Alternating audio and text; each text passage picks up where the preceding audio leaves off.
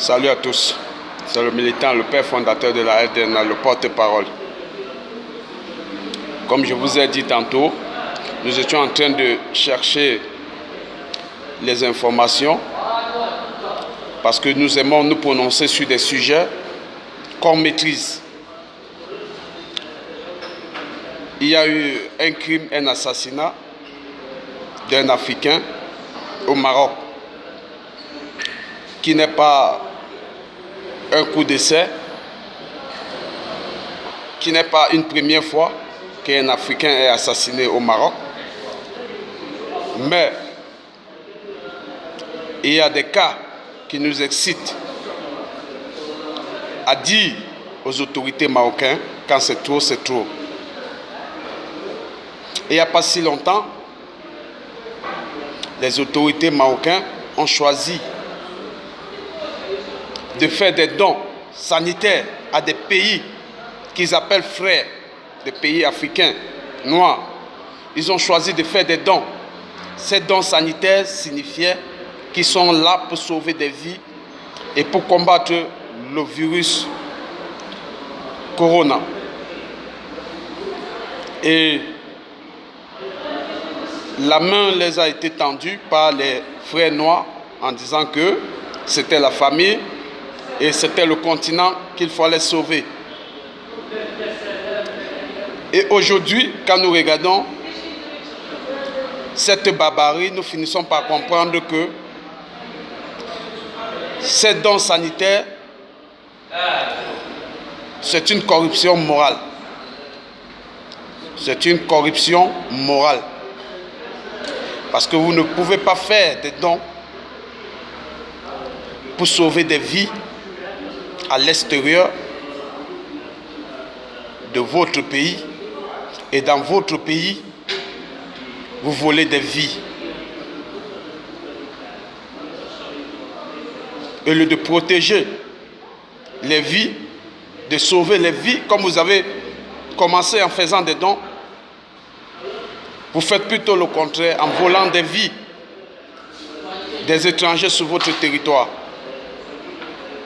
Et cela est inacceptable et impardonnable.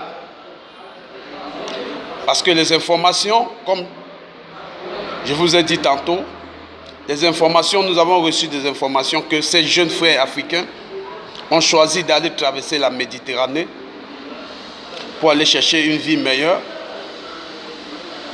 là où ils estiment que tout va bien. Et les gardes frontières marocains les ont aperçus. Ils ont refusé de faire leur travail, c'est-à-dire intercepter les jeunes frères africains et leur refouler comme ils ont l'habitude de faire.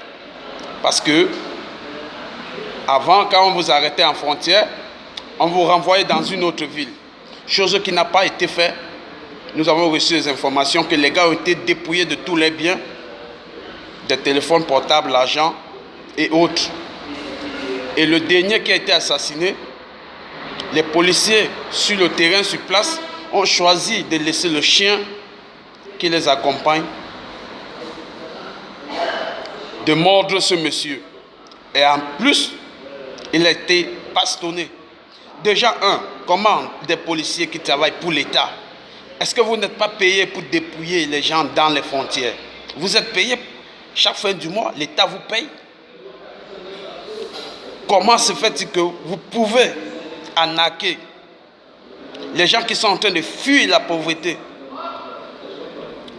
Vous venez encore les accumuler, la pauvreté dans le corps. Et de ce quoi, le Maroc a toujours dit que c'est un État islamique. Donc ça veut dire quelque part, ils ont la crainte de Allah. Mais quand on a la crainte de Allah, ça s'accompagne avec des actions. Ça ne se dit pas, ça s'accompagne avec des actions.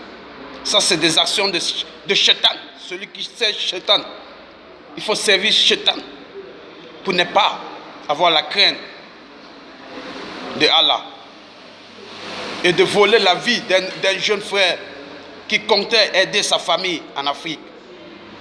Vous avez intercepté son avenir, vous avez interrompu son avenir. Et lui et toute sa famille qui comptait sur lui. Nous disons non.